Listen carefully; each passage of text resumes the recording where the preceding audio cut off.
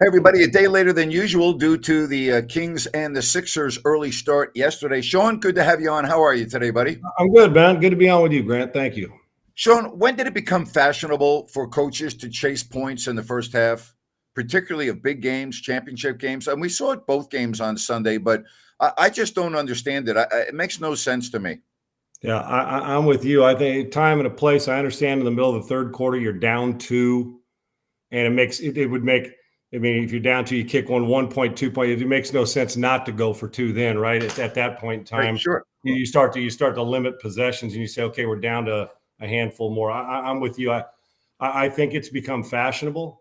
I think that they're operating a little bit overboard on analytics. Somebody puts a card and says, "Here's what happens," just like they're doing in baseball, and 80% of the time the guy throws a strike, or 0-2, he throws a fastball. Well, then you're going to sit dead red. So for me, I'm with you. I love aggressive, but I don't like stupid aggressive, and I don't like chasing money and gambling, and I don't like chasing points in football. Right. And I just think it becomes a point. I think that part of it, there's the ego part, says I'm going to show you. There's that I want my confidence in my players. I think there's that the fans love it, and I think a lot of times they're going on just raw emotion, the momentum of a game. We just scored. Maybe we'll catch them off bounds.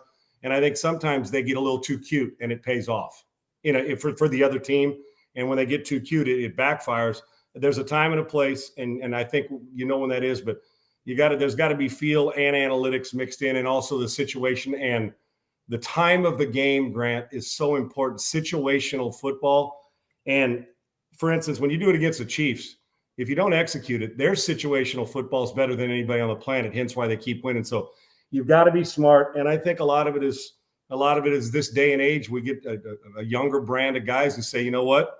When I was in high school, it worked, so I'm going to do it. And I know that sounds crazy, but I do think you become a creature of what you're used to and what you're used to seeing. Getting back to old style football, kick it when it's necessary and go for two when it's necessary. I think you end up faring better there, because eventually you're going to get got by overdoing it in the first half, going for 2 points.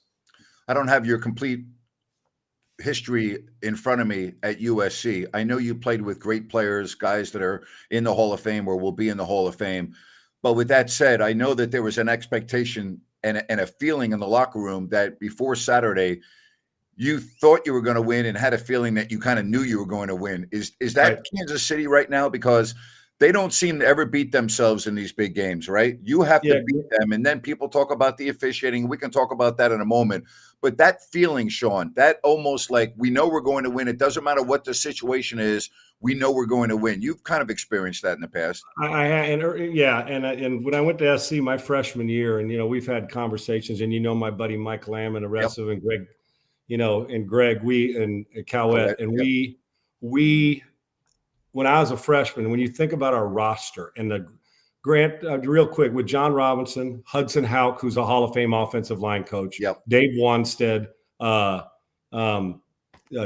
Pagano, Artie Gigantino, Russ Purnell, longtime special teams coach in the NFL. The list goes on and on. I mean, the list goes on and on. I don't want to leave anybody out, but man, I mean, North Turner.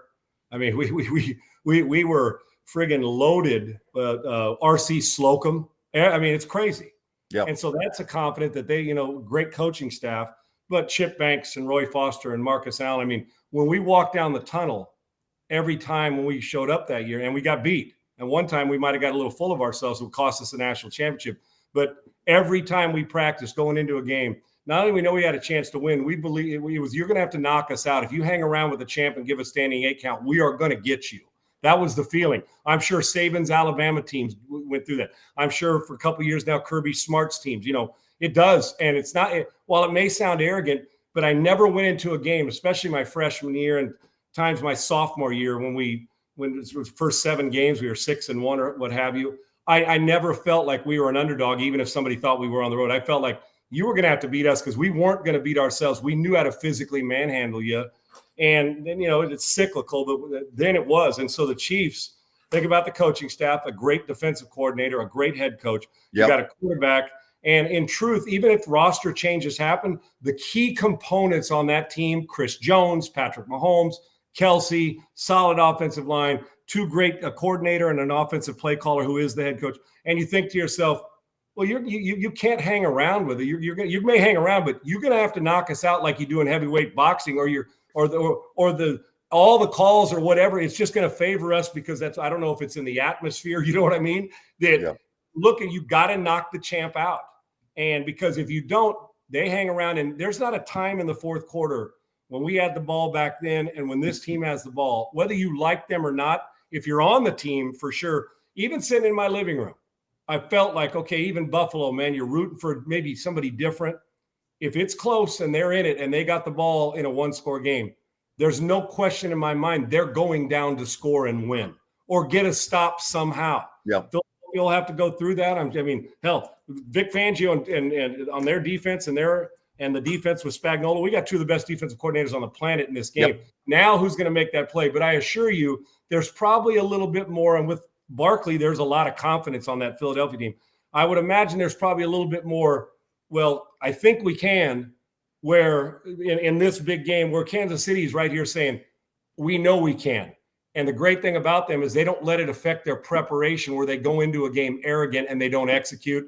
Best situational football team there is, and they go into this believing they're going to win, and it's not fake belief, and that the Philadelphia Eagles are going to have to knock them out, which they're capable of, but it's going to take a lot of blows to the face to do that in this game, I assure you. The final play for the Buffalo Bills on offense this year, the blitz that was designed by Steve Spagnuolo, I want you to take me through that with Josh Allen. You have a man in motion, all right? The blitz comes from Josh Allen's right.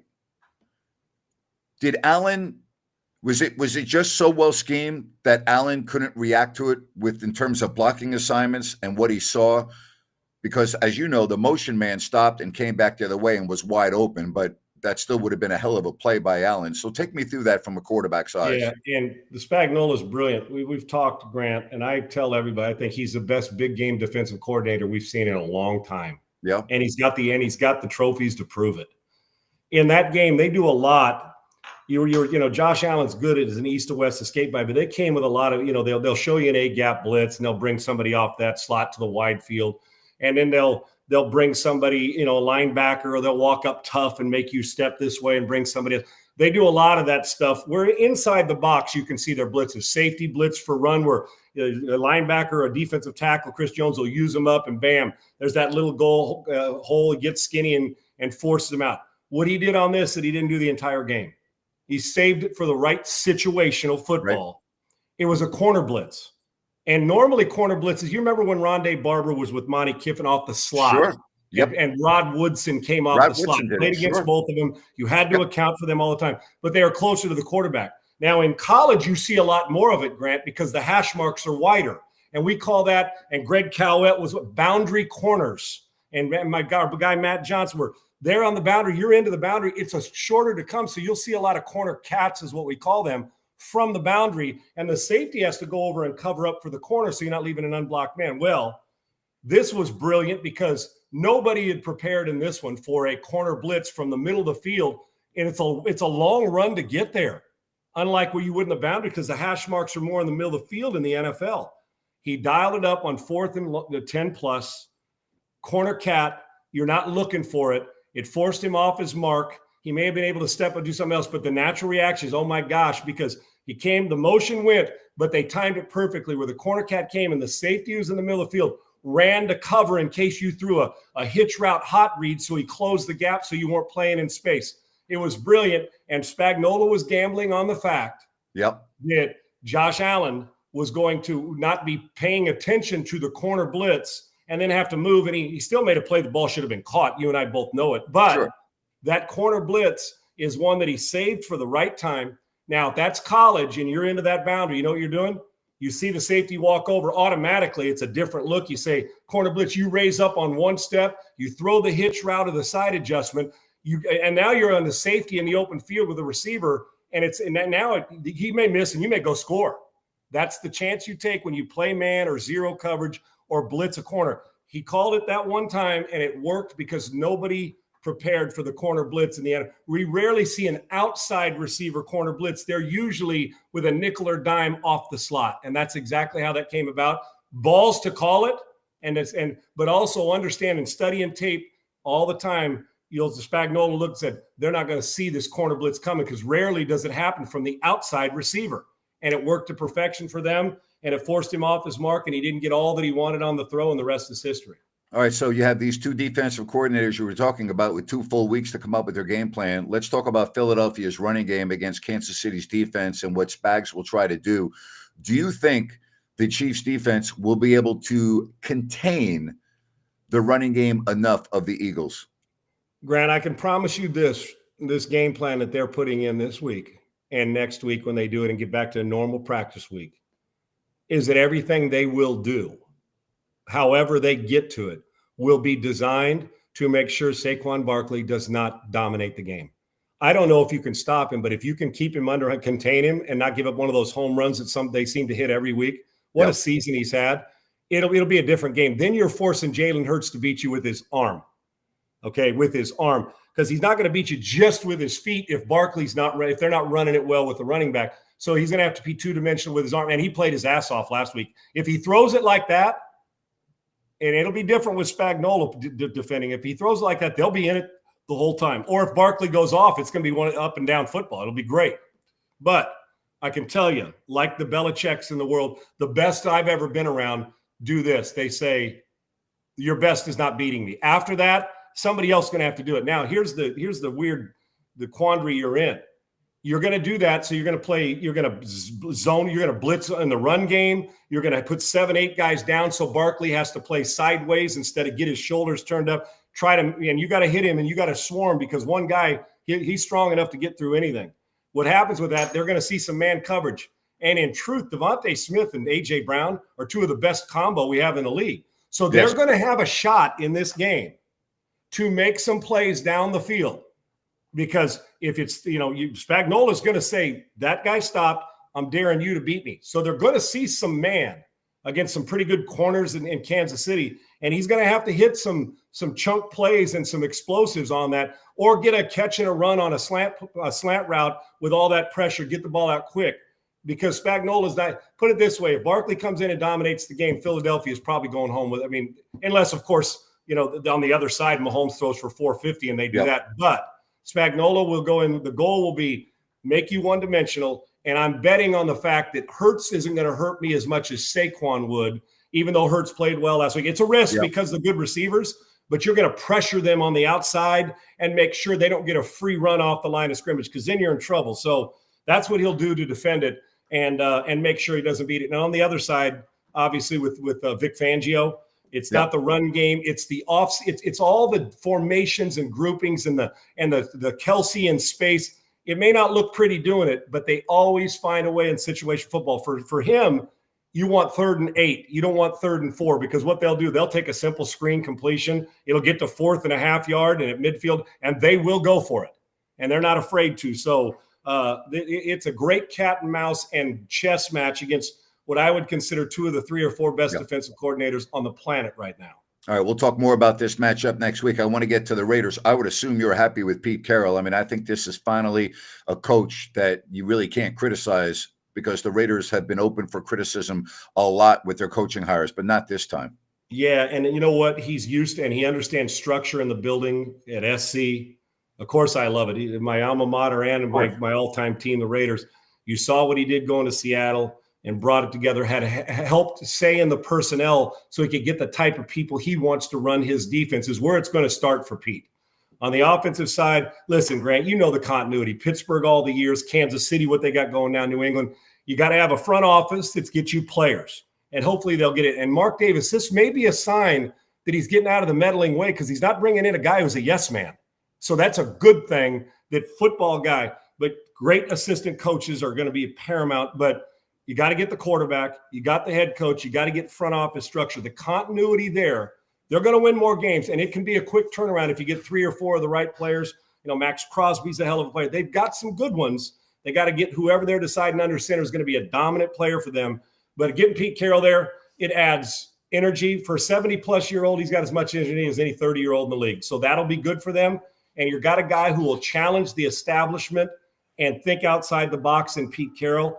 I think put it this way, for hires that they needed that can make a difference and turn it around quickly, I'm not sure a veteran coach that's been – this ain't a retread. This is a veteran who can coach his ass off, and the energy in the building and around the community will grow. Now he's got to give him players, and it's going to start under center. Is it Aiden O'Connell or somebody else? They got to find a franchise quarterback, because if they do, Russ Wilson came in as a third-round pick, was supposed to back up Matt Flynn, if you remember. Right. Remember when he came from Green Bay? And what happened? Matt Flynn's elbow was hurt. Russ Wilson got on the field, and the rest is history. Defense and a quarterback with Pete Carroll, the Raiders could get back to a commitment to excellence as opposed to a commitment to mediocrity. Aaron Glenn, New York, big stage. He certainly seems to have the personality to deal with the New York media. Woody Johnson's another thing. The Jets, on paper, look like they have a lot of good personnel. We obviously don't know what's going to happen with the quarterback. Yep. What do you think about Glenn being in New York? Love it. I think one of the most underachieving teams of the year, because went in. I picked them to win the division, and I think a lot of people did, because they're not, that cupboard ain't bare, but they do got to get better play from the quarterback. What I love about Aaron, who's got some old school feel and understands the new school stuff, and that's a good mix to have when getting players. But I love the fact, I don't like when you come and have to tell me, well, yeah, that's our quarterback and Aaron will be – no. Aaron gets lumped in like everybody else does right now. Hall of Fame career, great. He's in his first, fine. But with the Jets, we haven't seen that yet. He's going to get evaluated, and he's going to compete like the rest of them. I loved his answer when he said, "You're going to keep asking me," and I'm just telling you, we're in the evaluation process. He didn't come out and say, "Yeah, that's our guy. We're looking forward." He put them all in the same boat, which means sacred cows are out. We ain't got any sacred cows here. You're going to have to earn that. I think the first initial sign where you're sending that message to the players, I can't wait to see it. And we'll see if Rodgers is back for them or not. But I like what Aaron Glenn's been around, and he's had that taste of success, not only as a player, but these last few years in coaching. I think it's a really good hire, and I think Aaron Glenn's going to make his mark in New York. And he chose a place that's a tough media market, and that first way he went about it, he handled it well. And I've been a fan of Aaron's for a long time. Yep. I think this is a great opportunity for him. You've been on teams where you've lost coordinators before. The Lions lost both offense and defensive coordinators. Is that a big deal, Sean? It is to me, and it will be to them. There's no way that they can't take now. Does that mean that they can't be 12-5, Grant, and go win the Super Bowl next year? Absolutely not. They've got good players. And what they've done with these coordinators is they've at least, and with Dan Campbell, they've at least set the tone for here's how we do it in Detroit. So if you're Dan Campbell hiring coordinators and hiring within or looking out the building or whatever you want, you know what's great about it is now Dan's going to say, here's what I'm looking for in my coordinator. Here's how we're doing it. He got a taste of it, and he's an aggressive guy. So there's no way in my mind they're going 15-2 next year. No, I think that you just can't.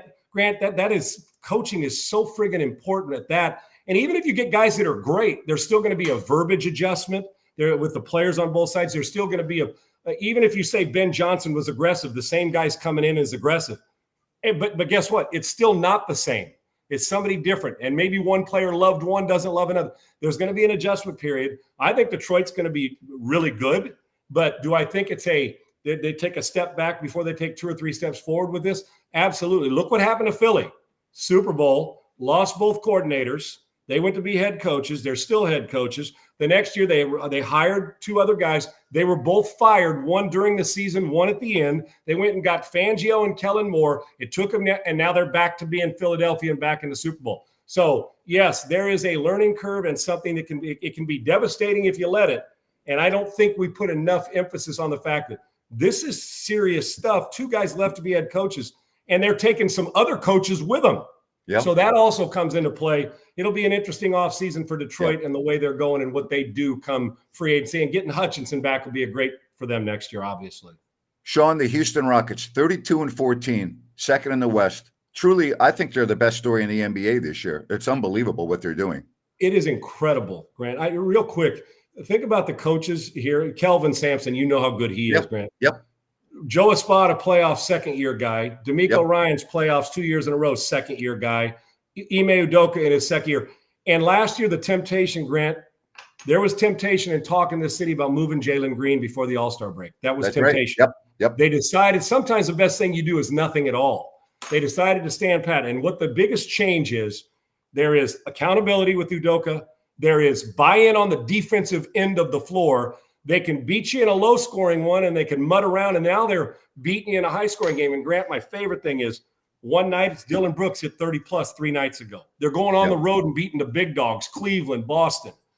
Amen Thompson, who's playing out of his mind right now. One day it's Jalen Green getting 30, Dylan Brooks the next day. Şengün's is underrated, a big man as there is in basketball. Oh my God, he's good, isn't he? Boy, is he good. Amen Thompson's a triple-double waiting to happen. He's at rebounds and scoring. So it's not one guy that has to beat you every night.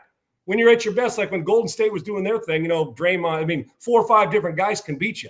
They're young. I'm not comparing. And they look good for the future, too. Their foundation's not like gold. They look good for the future. No question. And they got like 10 more assets as draft picks from all those Harden deals and all that. And, the talk about De'Aaron Fox, the question is, what would you have to move to get a guy like De'Aaron Fox? Because he's a star, no doubt. But you don't want to you're not going to just make moves to make him for a name, because I wouldn't want Jimmy Butler there disrupting what they were doing, because there's a chance they're going to end up with the second best. If this keeps up, their second best record right now, I think, in the West right now behind Oklahoma. They are second in the West behind OKC. Yep. And Grant Udoka, 41-41 coming off the year before when Silas got fired. Amazing. And now they're already at 32 wins. They're 9 wins away. We haven't played an all-star game yet. Yep. But it's the attitude on defense, and it's the buy-in. And if he wants to sit your ass down, you will sit down. Yep. And more than one guy can win a game for them.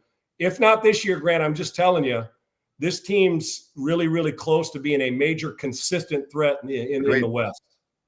Yeah, they're the real deal. Sean, great stuff, buddy. I appreciate you switching days, and we'll talk to you next week. Me too. Real quick, Todd, I'm with you. I said it on my show. I'm not making a move. I said on my show, listen, it better be really, really tempting and good, because I don't need a move. I may want one, but I don't need one. If it ain't broke, don't fix it. And there was a lot of questions. Sorry we can't get to them, but one about the CFL. The CFL, people like the CFL. It's never going to replace the NFL here. But I had 2 great years of my time playing there, and it's some of the best experiences of my life. And a championship trophy is a championship trophy no matter where you win it. So I love it. And I learned how to call my own plays at that point in time too. I did the Canadian Football League for 2 years when Sacramento was one of the teams in the U.S. for that short period of time. I remember you calling the games. And I did the games with Jack Youngblood, and it was so much fun. And Greg Coet was on the sidelines. And going to all the Canadian cities and experiencing the CFL, going to Edmonton, going to Regina, Saskatchewan, going to Winnipeg, going to all of these cities in Canada was one of the best times I've had. I love the CFL. The atmosphere was incredible. Friggin' blast, Grant. With the mix of Canadian players, and I played in that Labor Day game in Saskatchewan and had to, those 2 years and to win a champ, my teammates, I'll never forget them. And the reunions and stuff there, it was awesome. And you know what? I learned a lot about 3-down football. You better learn how to get first downs, brother. And when you're on the 15-yard line, I could throw a go route because it feels like the end zones are infinity, right? I had so much fun. And Todd, thank you for the nice compliment. But the CFL is great, and there's a lot of good players there that you may never discover in the NFL that could play here. But they also get comfortable. They're paying more money there now, and it's a great brand of football. God bless them, man. I love it. I shared the Jack Youngblood story on opening night, right? Playing Doug Flutie. Classic. Yes. And they're singing the national anthem, and it's 106 degrees. The guys are in black tuxes. The ladies are in long green gowns. We come back from a break, and Jack goes, "Woo, is it hot up here?" I go, "Well, Jack, it could have been worse. You could be on the field singing the national anthem in a black tux." And on camera, he goes, and I can't duplicate a Southern accent, but he says, "Grant, let me tell you something. I'm up here sweating like a fat girl." Hey, what a great line. What a great line. Fat girl and fat guy. When you get that under the cage boob sweat, that's a problem, brother. Jack knows. Take care, my man. I appreciate it, man. Have a good one. Thank you. All right, take care. That's great stuff with Sean Salisbury. All right, let's talk about the Kings for a moment. A 1-3 road trip. It's been reported that Vivek Ranadive is flying to Oklahoma City to have dinner with De'Aaron Fox. And why? Once again, you have an owner interfering with a general manager, an assistant general manager, and the coaching staff by now taking it on his shoulders to try to, I guess, convince, as it's reported, De'Aaron Fox to change his mind and want to stay in Sacramento. The same thing went on with DeMarcus Cousins year after year after year. Different situation. DeMarcus's problem was a behavioral problem. That's certainly not the case with Fox.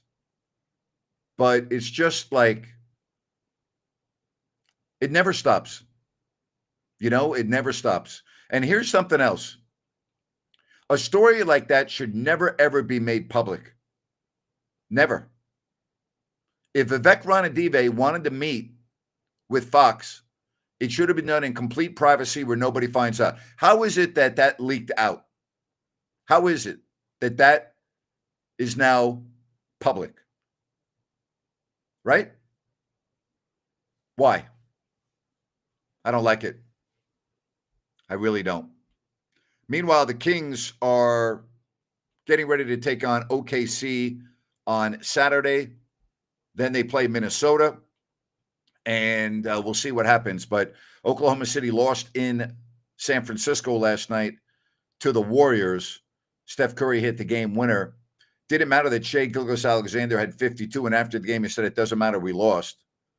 I got to believe that OKC is going to be ready to they don't lose back-to-back games very often. The Kings better have their seatbelts fastened tight. They really need to have it fastened tight.